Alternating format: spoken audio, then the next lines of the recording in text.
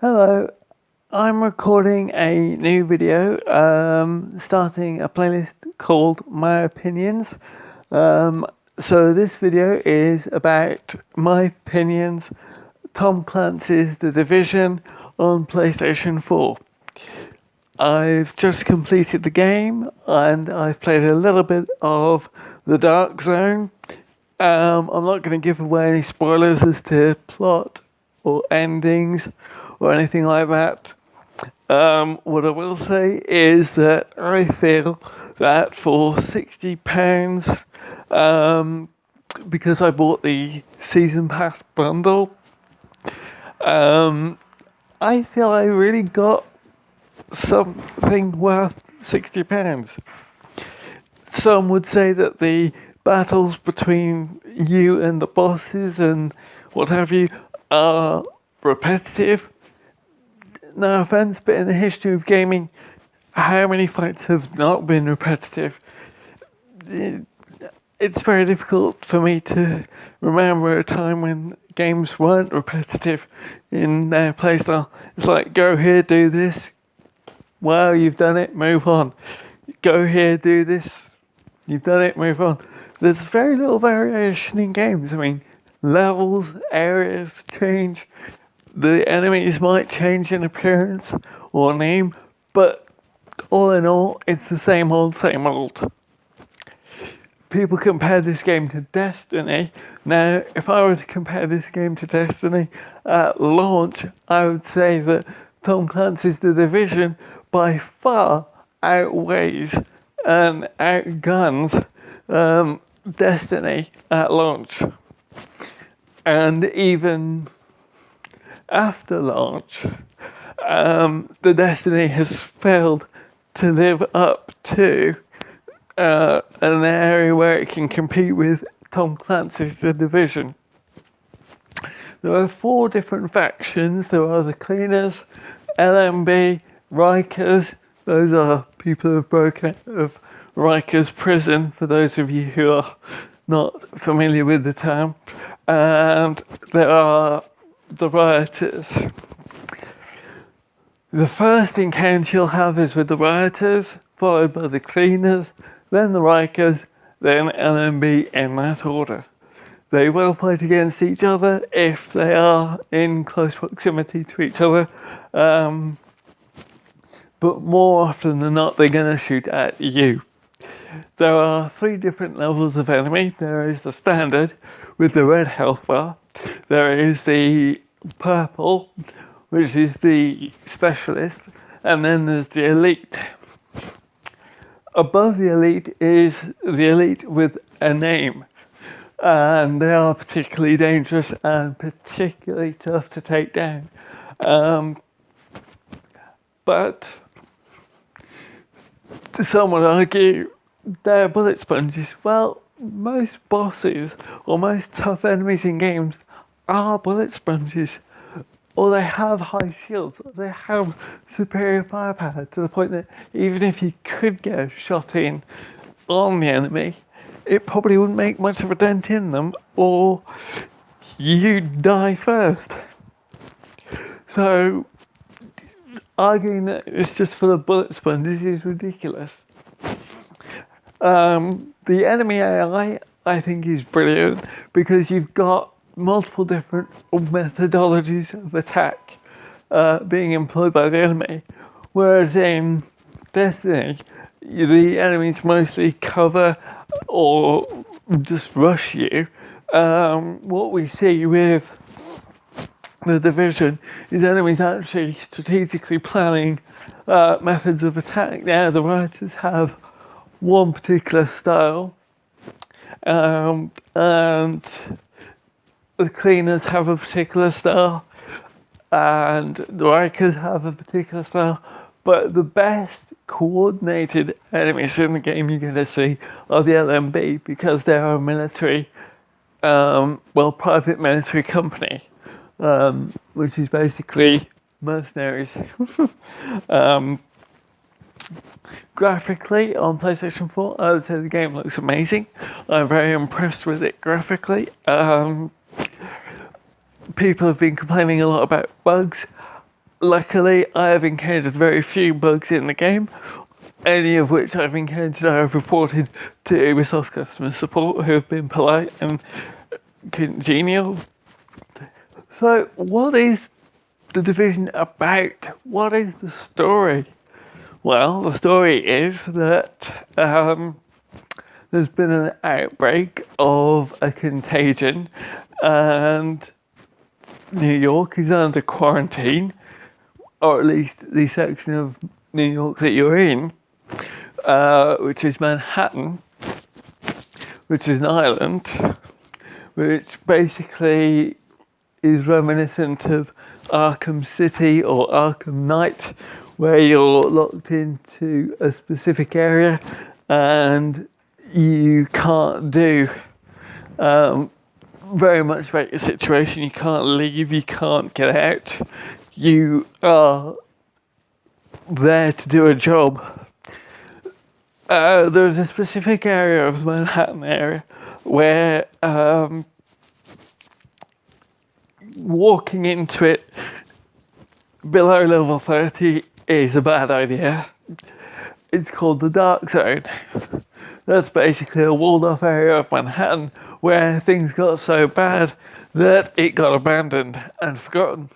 And the people inside are so dangerous and violent and aggressive, fighting over the remaining resources that are left behind, that you only see factions. You don't see any civilians, as far as I'm aware so far. Unlike the rest of Manhattan, when you're walking around, you'll see civilians in need, you'll see civilians just dropping dead in the street, you'll see civilians arguing and fighting with each other. There's cars everywhere, but what's the point in a car when you can't go anywhere? Maybe they could have made some vehicle-based enemies, driving around shooting, but quite frankly, it just doesn't serve any purpose. And you're kind of dropping in 2 weeks after it's all gone to hell, so the fuel resources are probably depleted anyway, making cars pretty much pointless. And even if they're not depleted, the military and the factions have siphoned off any resources for their own personal use, particularly the cleaners, who are a group who go around in masks and full-on hazmat suits with flamethrowers. And I find them particularly interesting and scary as a group. I mean, the rioters are just rioting because they're looking to survive in a world gone to hell. The cleaners are basically executing anyone with a sniffle in the radical belief that they will eliminate the contagion and the disease by eliminating anyone with symptoms. Which logically makes sense, but it's not very humane. The Rikers don't give a rat's ass about anything except taking control of Manhattan and breaking out. The LMB, on the other hand, have an agenda. Their agenda is to round up any civilians, make them abide by their rules, kill anyone who is infected or disobeys their rules, and procure any intel pertaining to the contagion that they can use. I won't say any further than that. What I will say is, if you're into cover-based shooters, this one has a very good game mechanic. It's got very good graphics on the PlayStation 4. The items customization and weapon customization and even character appearance customization is it's alright. I mean, it's not brilliant, but it'll do for the game and it'll suit the purpose required. What I love most about this particular game is that you get a base of operations that you can upgrade. So unlike Destiny, which everyone keeps comparing this game to, you actually have a base of operations which, by completing missions and encounters, you can gather resources to upgrade and expand those areas of your HQ. The three areas are medical, security, and technological, also referred to as the tech wing, just for short, hand, I suppose. The game doesn't handhold you much. It gives you hints, it gives you tips, it gives you the basic introduction, and then to get on with it, you know what you've got to do. You will find many collectibles throughout the world of The Division. And these collectibles tell various stories or various levels of the story of the outbreak, its progression, and some very interesting content towards the end. However, bear in mind, The Division has only just released. We are up to 3 expansion packs, so we may yet see more of New York. We may see more encounters, we may see a new HQ. Honestly, the future, we don't know what we're going to see in the game. Let me just break down the mission structure here. There are various missions. There are your main missions, which have the particular symbol of the particular wing that they apply to. For example, you'll have missions assigned for medical, tech, and security. Medical's green, tech is orange, and security is blue. Okay.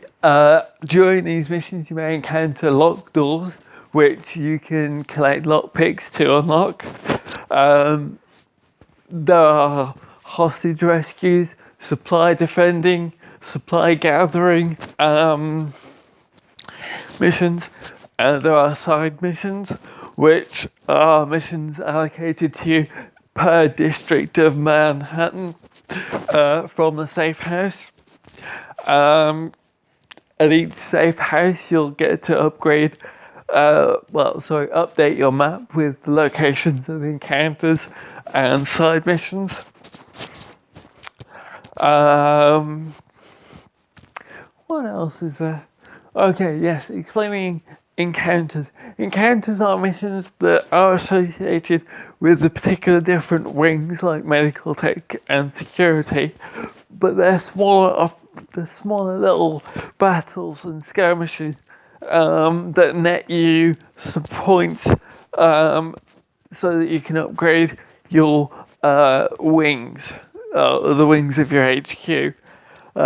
These points are called supplies, by the way. I forgot to mention that. The main missions will net you 500 supplies. The encounters will net you 60. Not spoiling the game, but just saying that at the end of the game, you will have sufficient supplies left over to possibly upgrade something else in the future. Dark Zone. Been there, lasted about 2 minutes tops. The enemies in the Dark Zone are far stronger than other enemies in the game, so unless you're playing multiplayer with a group, which unfortunately I can't do due to me not being able to wear the headset for my PlayStation 4,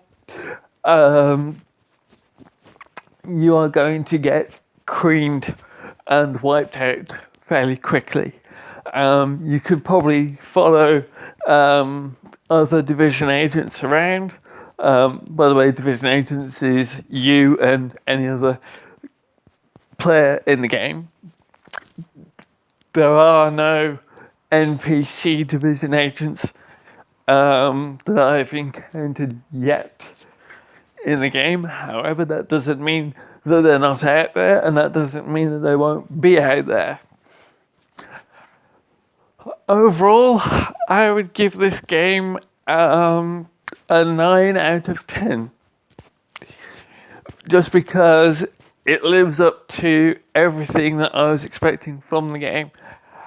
Some people say differently because they saw an E3 demo, but if there's anything we've learned about E3 over the years, it is that advertised games at E3 are advertised to make people go wow and buy the game.